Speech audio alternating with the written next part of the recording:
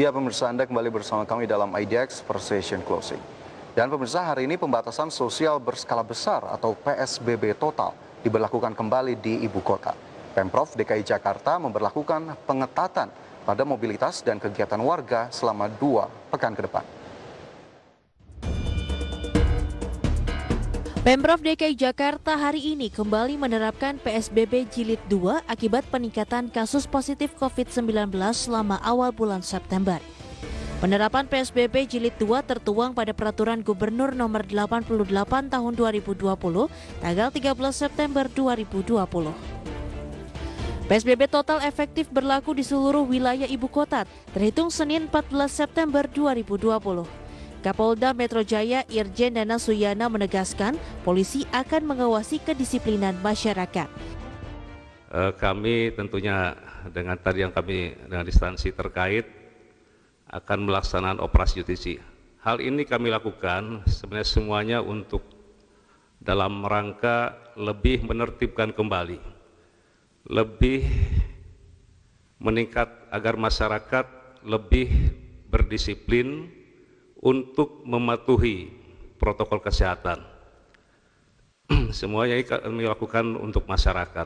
Pelaksanaan operasi justisi ini sesuai rencana ini akan dilakukan mulai besok juga, yaitu tanggal 14 September 2020 ini. Pemprov DKI berharap masyarakat dan perkantoran taat aturan di masa PSBB Jilid kedua. Jika tidak, sanksi tegas akan dijatuhkan. Dari Jakarta, Bayu Pradana, Eko Miyadi, IDX Channel. Ya pemirsa, terkait penerapan kembali atau pemberlakuan PSBB total di Jakarta yang mulai berlangsung pada hari ini, Senin 14 September 2020. Ini menjadi topik yang menarik dan bahkan juga mengundang pro kontra dari penerapan PSBB ini. Lantas, bagaimana dengan data-data atau hasil riset yang sudah dilakukan oleh rekan Mangi Veracon terkait dengan hal ini? Langsung saja kita ulas bersama. Halo Mangi. Iya, halo Fajar. Ya, siang Mangi, ini penerapan PSBB atau pemberlakuan PSBB kembali diberlakukan. Bagaimana kemudian hasil riset Anda terkait dengan hal ini sejauh ini? Iya, baik. Terima kasih rekan Fajar Wayong. Ya pemirsa, saat ini memang jumlah kasus COVID-19 di DKI Jakarta masih menunjukkan angka yang signifikan begitu ya untuk peningkatannya, di mana sebenarnya jika kita hitung nih Fajar, untuk pandemi COVID-19 sendiri di Indonesia itu telah berlangsung kurang lebih 6 hingga 7 bulan, di mana untuk DKI Jakarta sendiri juga telah menerapkan PSBB sebanyak 7 sampai 8 kali begitu ya jika memang dihitung. Nah, di mana di dalamnya juga termasuk penerapan PSBB transisi. Namun per hari ini 14 September 2020 hingga 2 pekan ke depan, Gubernur DKI Jakarta Anies Baswedan telah menetapkan bahwa akan memberlakukan kembali PSBB Jilid 2, yang mana PSBB Jilid 2 ini atau PSBB total begitu ya, sedikit mengalami atau terdapat perbedaan dengan PSBB transisi sebelumnya, yang mana bisa dikatakan sedikit lebih ketat begitu ya untuk menekan penyebaran angka COVID-19 di DKI Jakarta. Contohnya untuk kafe, rumah makan, restoran saat ini masih diperbolehkan untuk beroperasi, namun dilarang menerima pelanggan yang ingin makan di tempat begitu. Jadi hanya diizinkan untuk melayani delivery service dan juga take away. Lalu untuk rumah ibadah juga dibatasi kapasitasnya, hanya sekitar 50% saja.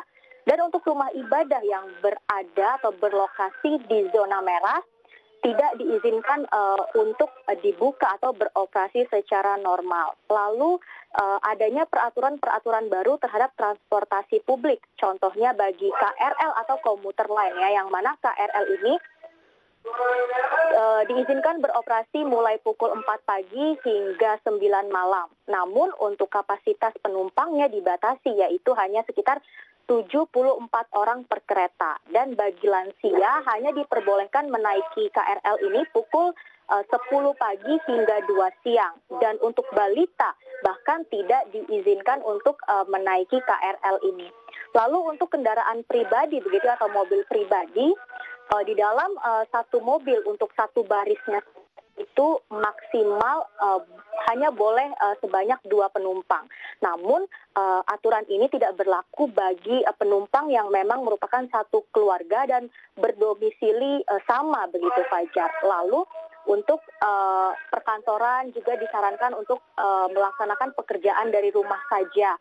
Namun masih ada 11 sektor usaha yang diperbolehkan untuk beroperasi, yaitu antara lain ada kesehatan, logistik, dan juga makanan minuman begitu, yang mana memang merupakan kebutuhan sehari-hari dari masyarakat ini. Namun apabila jika ditemukan karyawan atau pegawai yang positif saat perkantoran ini dibuka begitu ya, akan diperintahkan oleh pemerintah DKI Jakarta untuk ditutup kurang lebih selama 3 hari begitu. Lalu untuk kegiatan belajar mengajar juga belum diizinkan untuk dibuka secara normal. Lalu ganjil genap juga ditiadakan dan juga tempat rekreasi ditutup. Izin untuk memasuki DKI Jakarta juga kembali diperketat. Dan untuk menghindari kerumunan begitu ya, pemerintah DKI Jakarta juga menetapkan maksimal orang atau masyarakat dalam satu kerumunan itu tidak boleh lebih dari 5 orang begitu Fajar. Jadi memang dibikin atau dibuat lebih ketat daripada PSBB transisi sebelumnya begitu.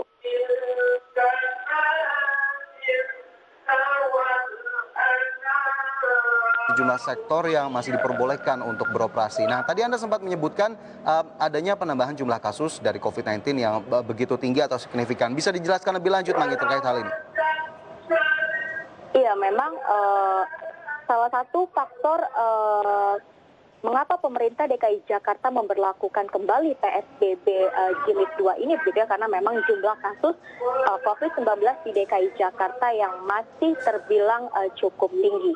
Saya ingin memberikan informasi sedikit mengenai jumlah kasus COVID-19 di Indonesia, di mana saat ini jumlah positif kasus COVID-19 di Indonesia begitu ya sudah melebihi 200.000 pasien yang positif, atau lebih tepatnya sekitar 214.746 orang. Dengan 25% orang itu sedang menjalani perawatan, lalu 71% dinyatakan sembuh atau sekitar 152.000 orang begitu ya, dan juga 4% dinyatakan meninggal atau sekitar 8.650.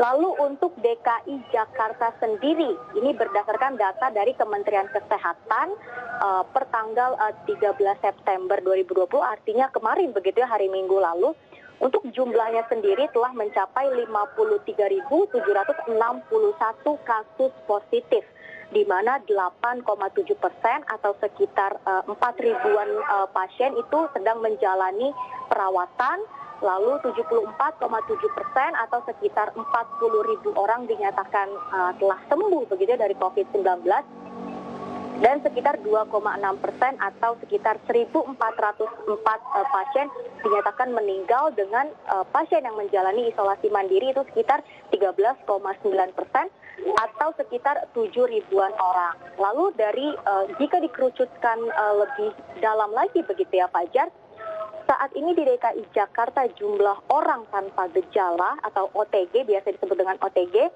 berjumlah sekitar 29.253 OTG. Lalu 19.041 orang dinyatakan positif COVID-19 dengan menunjukkan gejala-gejala seperti sesak napas, batuk, dan lain-lain begitu, dengan demam tinggi begitu Fajar. Oke, tentunya itu menjadi salah satu faktor utama dari pertimbangan kembali diberlakukannya PSBB di Jakarta. Tapi kemudian adakah faktor lainnya yang juga menjadi pertimbangan terutama bagi pemerintah DKI untuk kembali menerapkan PSBB total ini, Mangi? Iya, jadi selain jumlah kasus COVID-19 di DKI Jakarta yang semakin tinggi begitu ya, berdasarkan keputusan atau berdasarkan pernyataan dari Gubernur DKI Jakarta Anies Baswedan melalui pernyataan berikut yang menyatakan bahwa pada bulan September ini terjadi peningkatan yang signifikan bagi kasus COVID-19 di DKI Jakarta. Oke, jadi memang ada di sejumlah faktor begitu ya menjadi pertimbangan dari pemerintah Provinsi DKI Jakarta. Lantas penerapan PSBB tentunya kita tahu ada dampak yang nanti akan ditimbulkan, terutama tekanan ekonomi. Apakah kemudian sudah ada gejala-gejala atau tampak begitu dampak dari PSBB tersebut meskipun kita tahu ini baru hari pertama begitu ya, Mangi? Iya, jadi memang penerapan PSBB ini bisa dikatakan dapat menimbulkan tekanan terhadap perekonomian begitu ya. Sedangkan menurut pengamat ekonomi Bima Yudhistira, ini merupakan pilihan yang sulit sebenarnya. Jika PSBB diterapkan, maka akan secara tidak langsung mengganggu perekonomian. Namun jika tidak dilakukan atau diterapkan PSBB, juga akan bisa menimbulkan jumlah kasus positif COVID-19 yang semakin tinggi yang akan berakibat ke depannya tentunya mengganggu perekonomian. Dan sejauh ini memang bisa dikatakan sudah ada dampak atau efek yang dirasakan begitu ya dari penerapan PSBB Jilid 2 ini. Seperti bisa kita cermati begitu ya Fajar, pada minggu lalu saat pemerintah DKI Jakarta mengumumkan pertama kalinya ingin menerapkan PSBB, untuk indeks harga saham gabungan itu sempat mengalami penurunan, di mana pada hari Kamis 10 September 2020 lalu begitu ya, untuk indeks harga saham gabungan atau IHSG itu dibuka di zona merah, yaitu di angka 4.891 dan itu merupakan mengalami penurunan dibanding hari-hari sebelumnya begitu ya. Dan memang pada minggu lalu juga sempat terjadi trading halt yang mana BEI sendiri menghentikan perdagangan secara sementara. Nah, ini merupakan jangka pendek begitu ya, atau efek kejut dari diberlakukannya PSBB Jakarta Jilid 2 ini. Lalu menurut jadi pernyataan dari Lalu menurut pernyataan dari Ketua Apindo begitu ya, Haryadi Sukamdhani, sekitar 30% masyarakat di DKI Jakarta ini akan bisa mengalami yang namanya gelombang PHK begitu Fajar, karena diterapkan. Oke, baik. Jadi memang PSBB ada sejumlah dampak yang ini ditimbulkan begitu ya. Salah satunya dari pasar keuangan atau pasar modal yang juga kemarin sudah direspon oleh investor. Sementara juga sejumlah ekonom memandang ada hal-hal yang kemudian akan menjadi dampak atau akibat dari penerapan PSBB ini, termasuk PHK, kemudian juga tingkat pengangguran yang sepertinya juga akan semakin meningkat. Baik, Mangi, terima kasih banyak atas informasi yang telah disampaikan siang hari ini. Kita nanti akan coba ulas topik lainnya begitu ya. Dan pemirsa jangan beranjak dari tempat Anda, kami segera kembali usai jeda.